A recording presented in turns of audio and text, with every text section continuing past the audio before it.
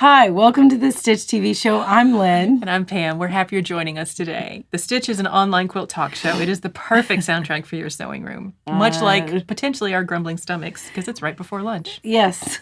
So you could join us for twice monthly talk shows, quality content, virtual stitch-in, celebrity interviews, book clubs, podcasts, and even more. You can learn more at thestitchtvshow.com.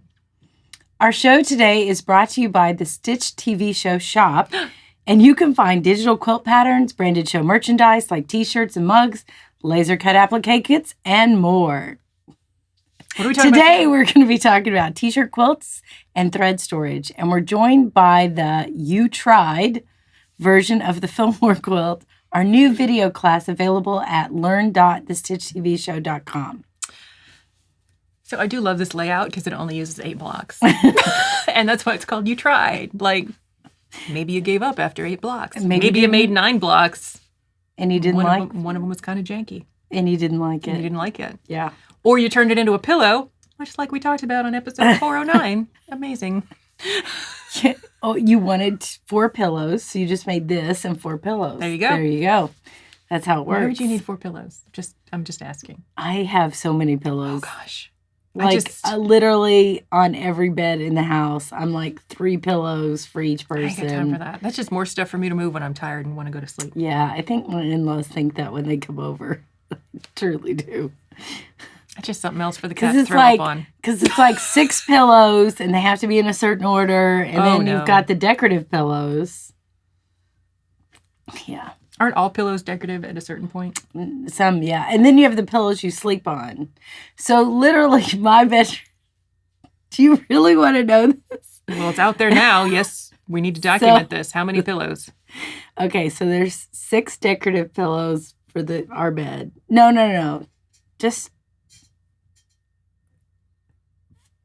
4 decorative pillows for the bed. And then 2 pillows that we sleep on. So that's like 8. And then some decorative, like smaller pillows. So there's like 8 full size, like pillow or king size pillows.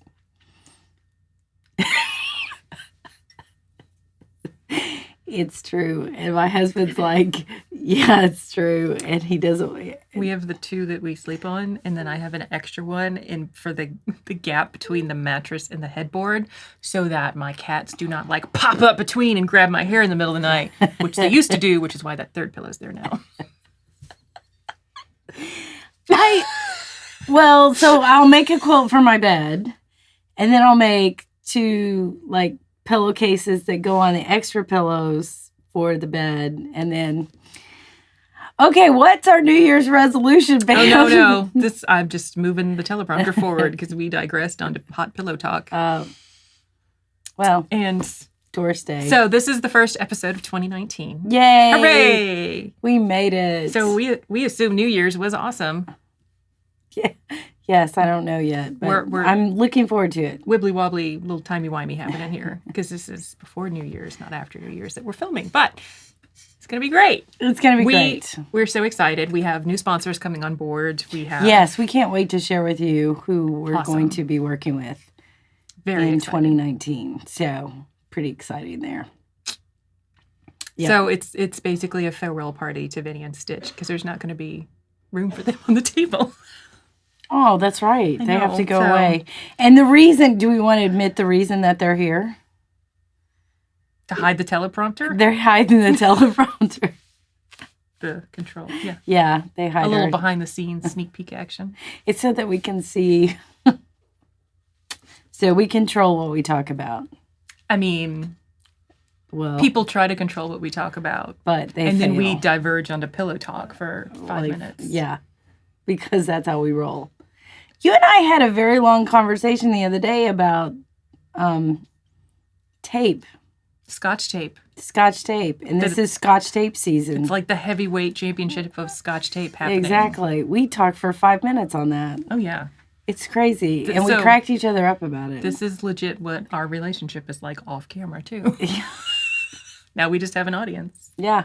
You guys are listening to us talk about stuff we think is hilarious. Speaking of things that are hilarious, Lynn. What? That's a horrible segue. What about t-shirt quilts? No.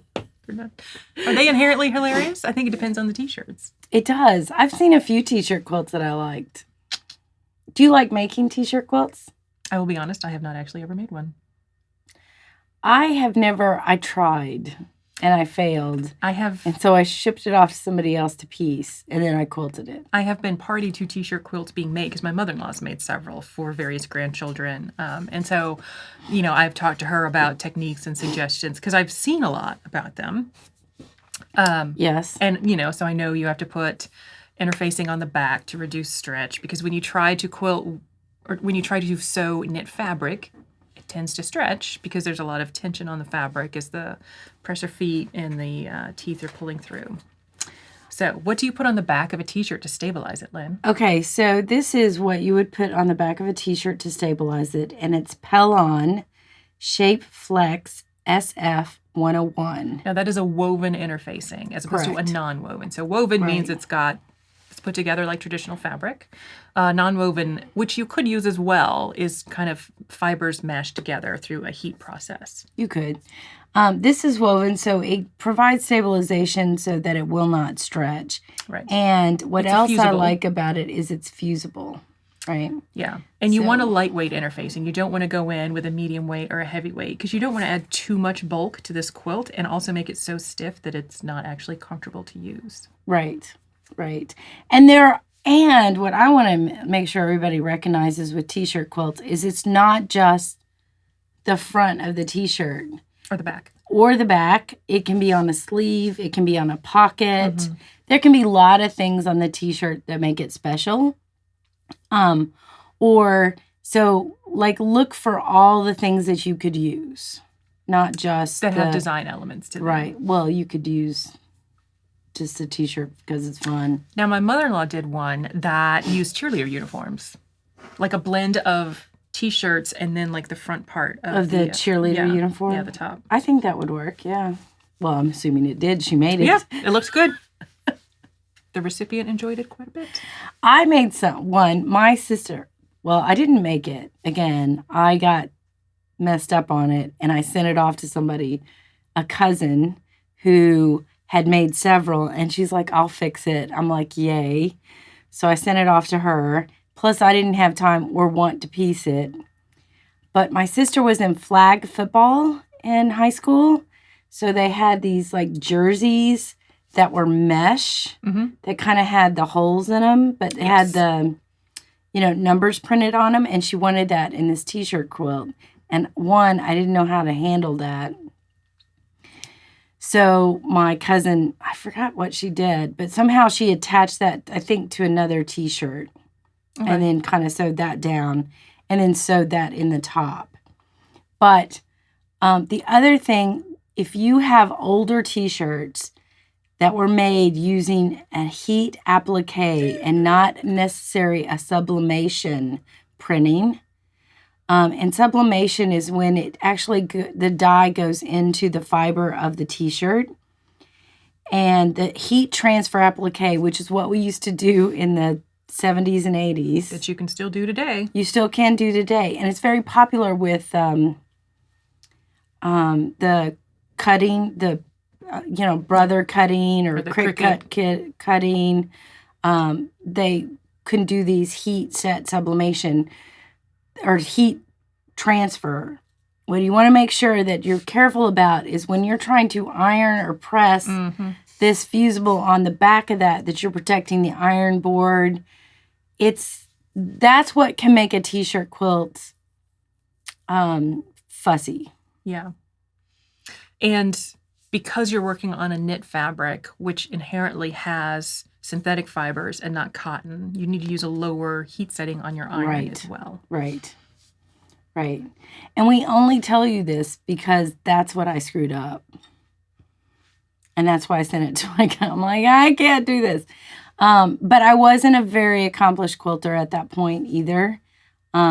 So it was I think new quilters get asked to do t-shirt quilts. Yeah. And they're a little bit harder than I think making a regular quilt sometimes. Because a regular quilt, you you follow a pattern when you're first learning, and you're cutting out the blocks the same way. And t-shirt quilts, math. It's math. And geometry. Yeah. And because inherently you're like, okay, I'm going to cut everything out to 12 and a half inches. So it'll finish at 12 inches in the quilt. And then you get to a t-shirt that's printed at 13 and you're like, oh crap, there goes my plan. Right. So now what do? Right. You cut out some that are 12 and a half inches. You get one that has to be bigger. You're like, ooh. Now how do I figure that out? You can add coping strips or sashing to the smaller t-shirts. But if you're a new quilter, coping strips are new. Yeah, you're like, I just sew strips to it. Yeah. Right. So it can be, and you're mixing fibers, and those sometimes feed through the machine differently. Now, if you fused and stabilized your t-shirt properly, you're not going to have that big an issue. This is one of the things I would suggest if you're a new quilter. I would almost recommend that you send this off to a long armor. Or a t-shirt quilter. Or a person that makes quilter. them and has a lot of experience. Yeah. These are, and I'm not saying you shouldn't make them. And yes, there are those people out there that it's a duck on water. It's amazing. They're gorgeous. They're pretty. They're not my cup of tea. There's a lot of, just a lot of steps to it. And I haven't even made one for myself. And we've already talked about that. I still have the Alaska shirts. Yeah, we talked about that. So now one thing that newer sewists may not be aware of, that there's different needles for different types of fabric. Yes. So a traditional cotton print gets a woven fabric needle. And that needle, here we go back to needle. We got an episode on needles. I'll link back to that. Yeah. But what you typically get recommended to use for woven prints is a needle that has a sharp end and will cut fibers as it goes through there. Now, if you do that on a knit fabric, because of the way the knit fabric is constructed, it will start to unravel at that seam, which is not great. So you need a ballpoint needle. Right.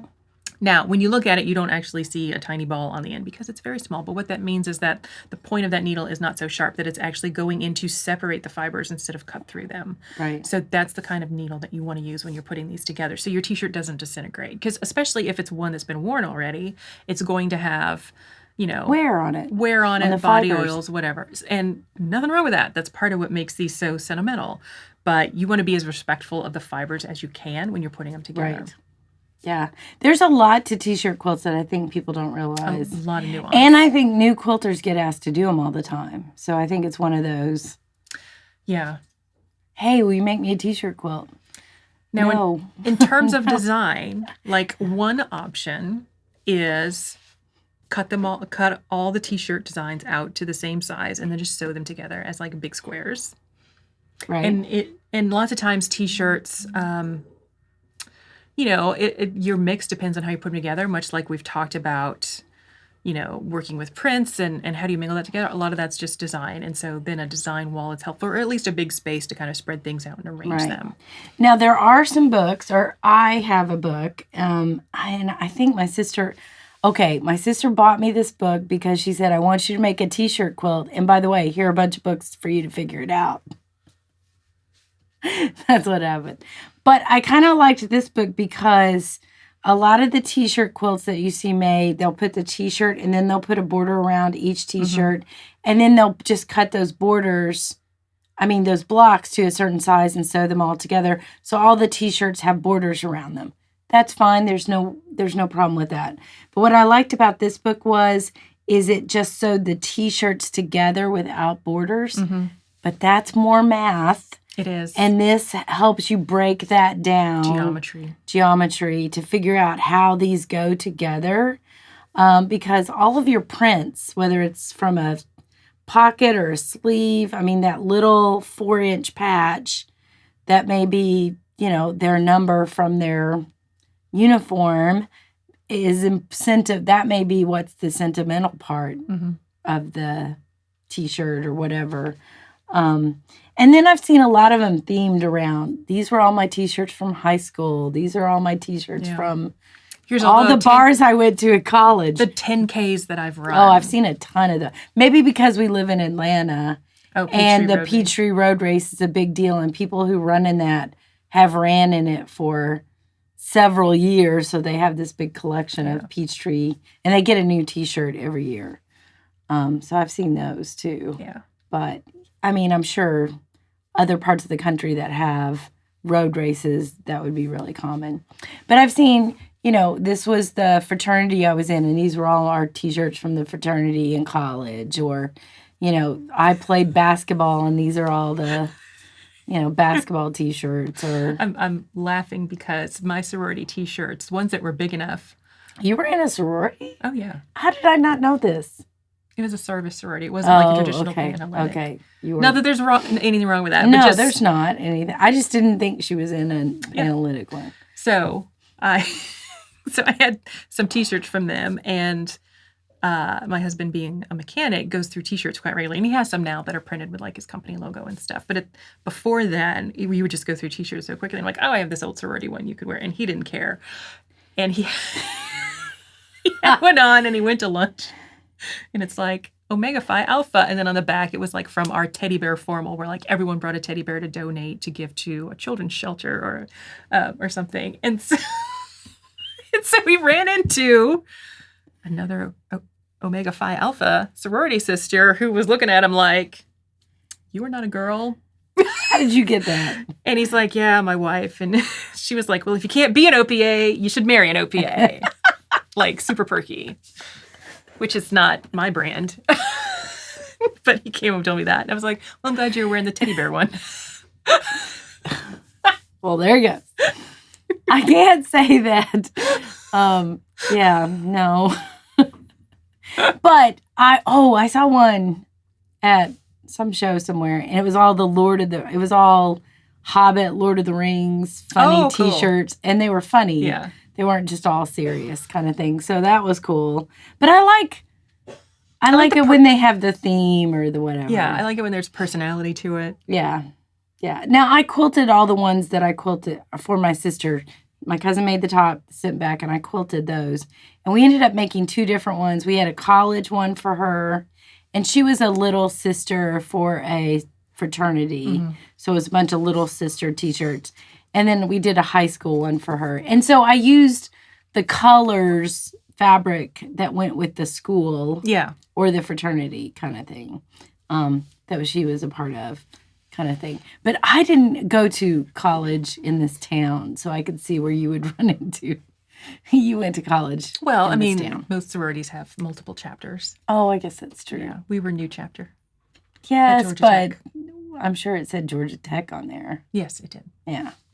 So I went to college in other parts of the country. Yes, but we've run into more people that went to your college than people that went to my and we college. Live here. That's true. We were at Market, kidding you not, at Market, and we ran into a lady who was talking about my undergraduates from Murray State University, go Racers, and which is a really tiny college in Kentucky. And actually ran into a lady whose son was Dunker, which is the mascot. Dunker's a horse. Racers is the mascot's a horse. It's very cool. It's a thoroughbred. Why is there a horse named Dunker? It was the basketball dunking. Okay. Dunker is, I don't know. But if there's no football team, I take it. No, there's a football team. Actually, what's it's that one mascot of the, called then? Because it's the mascot. Oh, I think it's still Dunker. Is the name of the horse. I know. But a Racer One is the name of the horse this is the only university that does this. When they score a touchdown, Racer One, a thoroughbred horse, races around the track at the football games. It's kind of cool. We have a giant bee. You do. And you have that old car. What is it, a jalopy? It's a Ramblin' Wreck from Georgia Tech. From Georgia Tech. I could sing the song. That's okay. I could sing the Murray State. I'm a hell of an engineer. There's a whole song about rum. So, and then my graduate school was Southern Illinois University in Carbondale, which is Salukis, which we all know I own. And they are also fast. So I like fast mascots. There you go. Anyway, I don't know. And we're talking about T-shirt quilts, which I don't know how we got. The sentimentality of T-shirt quilts. If I had one made, I would probably make that Alaska one. one that's still not happened. Well, I had thought, because where my kids went to elementary school, Oh, whenever they did yeah. field day and all of that, like each class had a different color. And if they go on field trips, it's like, oh, I should have 28 kids in red shirts. Like, so it made them easy to keep track of the kids in the class if they were field day or field trips or whatever. And I had thought like, oh, I'm going to save all these for my kids. And yeah. You didn't. Well, I have taught my children of like, okay, if you outgrow something, please put it in this bag. We will sort through it. We will donate what's appropriate and all that stuff. And like the kids got in the habit of like just putting stuff in a bag to donate. And then at a certain point, they kind of owned the sorting process themselves. And so it's an incomplete collection I have like 2 T-shirts. I'm like, that's not a very big quilt. No, it's not. It's a pillow. No. You could watch the previous episode and do a pillow. There you go. No, probably won't. Probably won't. Yes. I've left it in a cabinet long enough. T-shirt. I like T-shirt quilts to look at. I think the sentimentality of them is very cool. And I have seen pictures of them being gifted to someone, and the recipient is overwhelmed. Like, to me, they're on the same appreciative level because it's so thoughtful. But you can't really surprise someone with it because you got to go get the shirts. Actually, I surprised Angie because I had her shirts for some reason. It was weird sister. Well, no. She had left them at home. Oh, okay. And my mother had them. Oh, see, and so my mother legit. Passed them off to me, and that's how I got them. I thought it was some random. I didn't go through her closet and in steal. Some revenge plot from when you were 6. I'll take all her shirts. I didn't go steal all her shirts. Okay. She had them packed away, and I actually got that from my mother. Okay, that's a lot more legit. It was totally legit. All right. You know me. I would go through. Seriously. You may have been a different person before we met. No, not really. Okay, so now we're going to take a closer look at the Fillmore You Tried It quilt, and we'll be right back.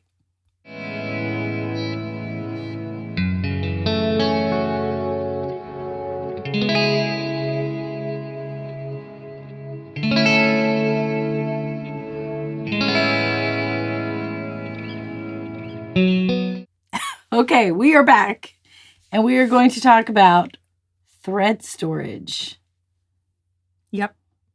Did you suggest this, or was this I don't remember. I don't either. This was 2 months ago, Lynn, when this popped on the list. Okay. I'm like, I don't remember this. Okay, so how do you store your thread? I have some racks. Do you really? So I have racks next to my sewing machine, and then for my sit-down mid-arm machine where I do the quilting, I have clear bins that are inside a little cart. I do the clear bins inside the little cart for my long arm. Mostly because I don't have a ton of wall space around there. Well, I need my sewing room, honestly, because it's a lot of windows. They slide out, and I put them in there. And I actually have them organized by color. Me too. So that's good. And it's a rolling cart, so I can roll it to, either my embroidery machine or my long arm. Okay, you use the same because I use the same kind of thread for those, which is a poly thread for that. So I do that. So it's in plastic bins. But all of my other thread is stored in very mishmash of container. Do not want. They're all stored in this. And I just, have different...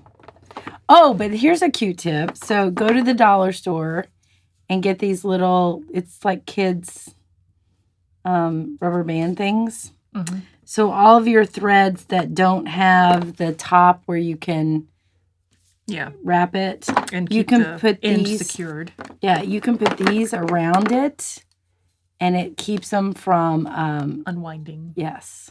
Now, what about coordinating bobbins? How do you do that? I don't. I have little bobbin buddies.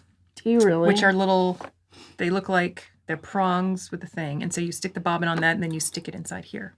So on my rack, I have the bobbin attached to it up here. Now, that does require you to have like a ton of bobbins. But it works out okay because I keep I have a set of like 5 or 6 bobbins that I keep already wound with my preferred piecing thread, which is like a medium to light gray. And those sit on the second spindle because I can technically do 2 threads, 2 spools, stitching on my regular stitching machine. But I rarely do. So that extra spindle is where I keep all my extra bobbins for my piecing thread. And then everything else is basically, colors, and it's got the bobbin buddy on the rack. I don't do that. I put them all in here, and then I dig through them when I'm looking for a specific color. It is not a very good system. But here's what I do know. Okay. You want to keep your thread in a dry place. Yes. And away from direct sunlight or a heat source. So don't store your thread like right under a heat vent that it's going to be blowing down on them, because that will make your thread brittle over time. Oh, well, mine blows up from below, so it's fine, right, Lynn? No. No.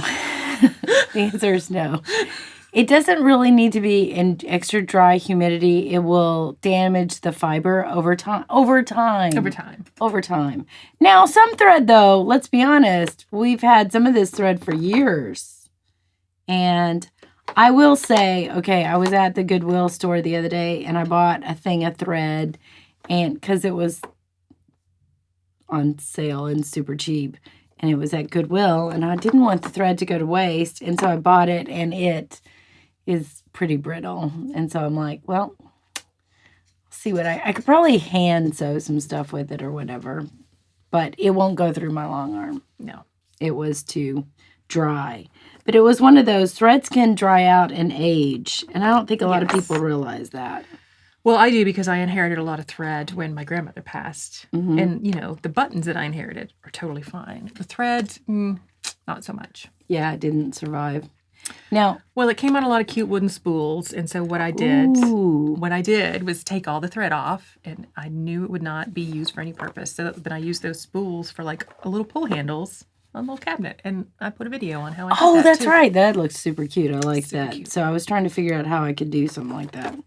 But honestly, most of mine is stored in plastic totes like this, which is not the best way. I mean, it's the best way from the standpoint of it's in a controlled environment. It's not being blown on. Right. It's not under moist heat or dry heat. It's just like a normal.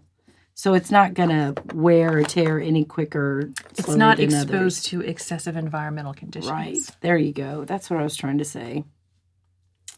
So I don't know what I was trying to say.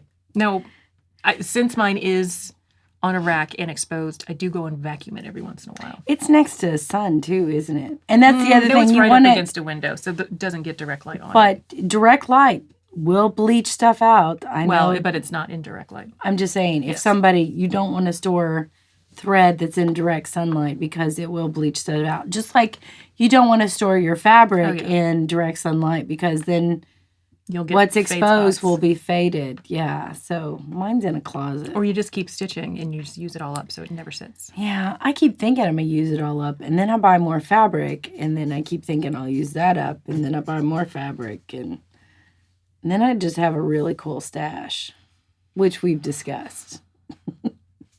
Stash. So I store mine in store. Is there other places that you would store it? I have a couple of racks like next to my long arm and one in No, my I mean, sewing room. so this is just like a generic plastic tote. The Totally one that generic. the one that I have near my sit down is a tote specifically meant for thread. So there's it's got like divots that the thread will like sit inside of. So it's when you pick it up, if you tilt it accidentally, they're not all like falling and jumbling together. I've dropped these and then things come open and they've gone off on their adventure. And I do have one where that has the spindle like sticking up, and you can put them down on that.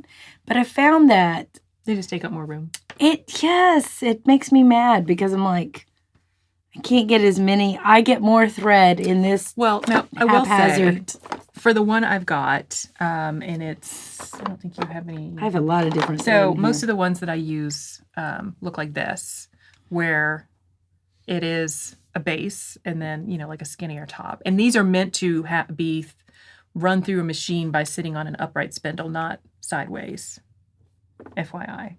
Like, there's a difference on how it unwinds. No, true. And I think these are meant for the sideways. Yes, they are.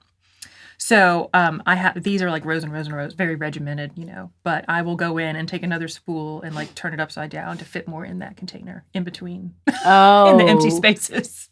There you go. Yes, but you can see like I've just got a variety of different variegated solids kind of thing. Mm-hmm. But I don't. It's just I keep dust off it by keeping it in a plastic container. If I go to a class and it's a thread-based class, this is easy for me to like just put the threads that I may be interested in using in here, which is nice. It does tend to stay closed fairly well. And I've got 3 of them so that they stack on each other. But thread is my new passion. Like, you know how you've got enough fabric. Well, now I think... Do you? No. But... She does not. No. But I think thread is like my new, like... Oh, my gosh. I just love thread now. That's my deal. Which is good.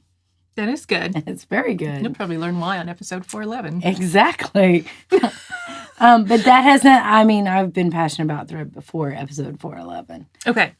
So... A couple notes about specialty threads. Water-soluble thread, which you use in techniques like trapunto. You may want to keep it in a plastic bag. You need to keep in like a Ziploc or the equivalent that will seal and keep water out. Because in high humidity environments, it will get sticky, it will dissolve. And we know that because...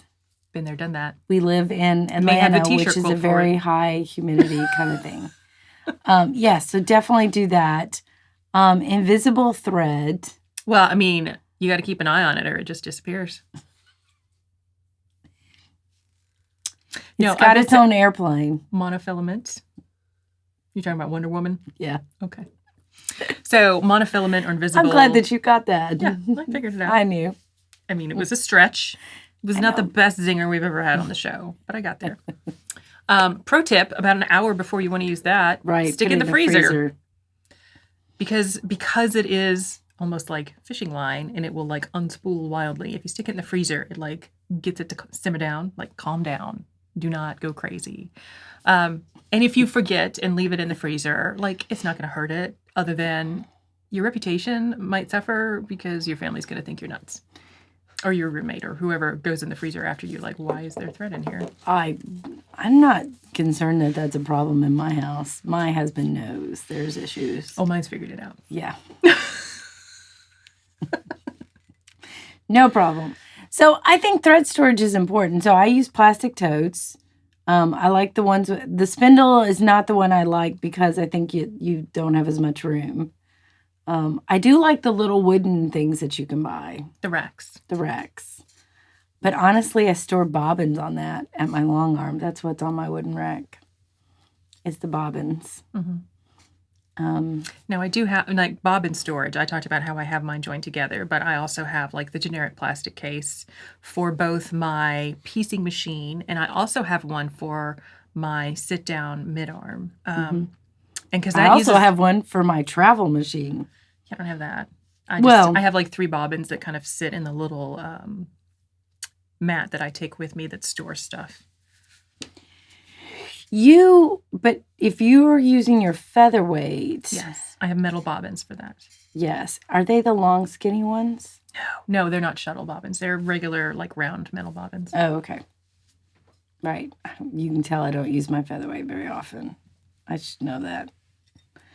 I have one that has the shuttle ones, the long, skinny ones that are the shuttle. I guess that's our treadle.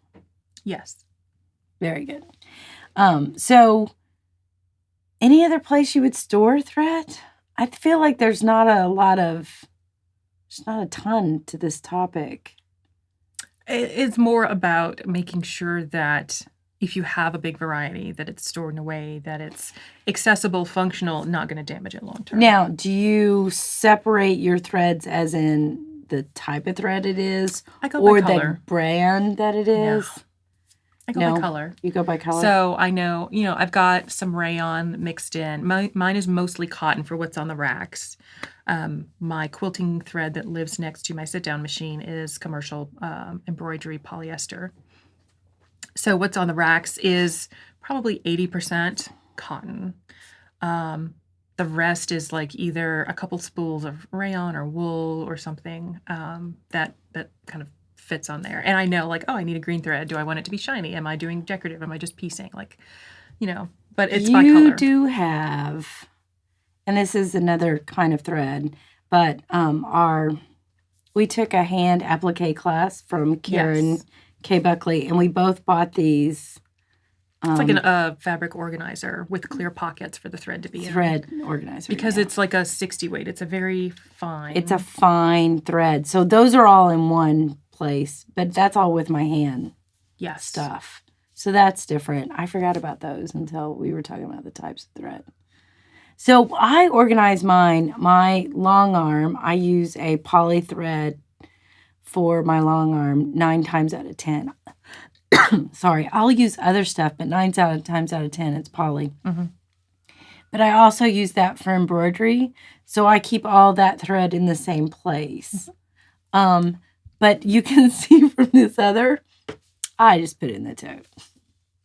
Yeah, I would have mine separated by color. Like, here are the cool colored threads. Here are the warm colored threads. Here's all the black, white, grays, and much like I do my scraps. Yeah, it's just in the tote. And now I do have, like, if I go to a class, I'll, like, either take a tote or if it's not as much, I have a zipper bag that I'll put different thread in. Or I have a zipper bag that I put bobbins in that match the machine I'm traveling with. Because I have my embroidery thread, my embroidery machine, my long arm, my travel machine, and my sit down are all different bobbins. So I have to keep different bobbins close to each machine. I have 3 different bobbins too between the featherweight. Well, the featherweight's different too. And the sit down. But I've never used featherweight. Don't tell our friend because I should use it more often. Of course, she knows. I sew with her all the time. She knows. I know. I just try not to put it secret. about. So, big thing, let the thread live with you. Dry storage. Try to keep it covered to keep it from elements. Vacuum it every once in a while if it is exposed to lint. How would you vacuum it? You just put the brush attachment on it. And okay. I was like, get sucked up in the... No, you leave it on the rack and you just do a sweeping motion with it. I got it. I'm with you now. So, I guess I don't do that, apparently. Mind it, blood. I mean, I don't vacuum the dining room probably as much as I should, but the thread. The thread is what's important. On it. All righty. Well, when it comes to sewing, it's best to keep your thread up and just keep stitching. So how do you guys store thread? You can leave a comment on our blog or the YouTube episode or in our Facebook group, What's Up Stitches. And that's all we have for this episode. Why? What? These might be getting worse every time we do that. That might be intentional. I know. All right. That's all we have. I almost broke out into a song from Annie about the sun will come up tomorrow. Oh, God. Thank you for not. Challenge accepted. This show is made possible by the Stitch TV Show Shop. Your place for quilt patterns, the Stitch TV Show merchandise, possibly a new one coming with snarky stuff about thread, and laser cut applique kits. We would like to thank 77 Peaches and Big Think Productions for helping produce The Stitch. If you've enjoyed our show, please like, share, and subscribe. And don't forget to turn on the notifications so you know immediately when we drop a new episode. So our next virtual stitch-in is Friday, January 11th at 7 p.m. U.S. Eastern, broadcast live on our YouTube channel. Our next book club episode is January 25th. My podcast, Tip to Be a Square, is out Fridays or sometimes Saturdays on iTunes or Google Play. All those details and more can be found on our website, thestitchtvshow.com, along with links to purchase the Stitch TV Show merchandise and video classes. Tune in next time for more quilting chat with friends.